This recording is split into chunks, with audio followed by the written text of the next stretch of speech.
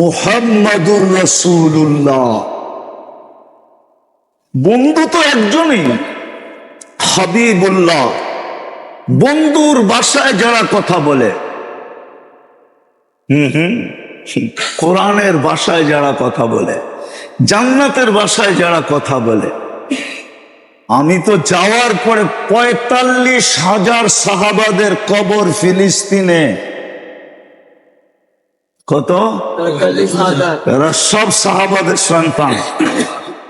আমি ১৫ বছর আগে যায় বলতেছি, আমি ২০১০-এ গেছি ফিলিস্তিনে।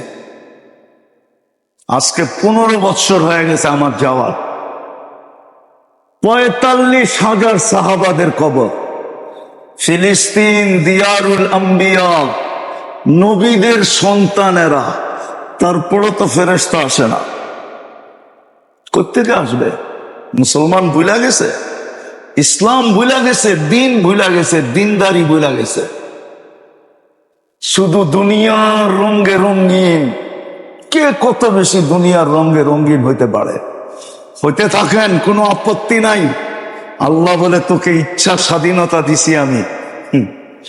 আমি তোর স্বাধীনতার ভিতরে হস্তক্ষেপ করব না।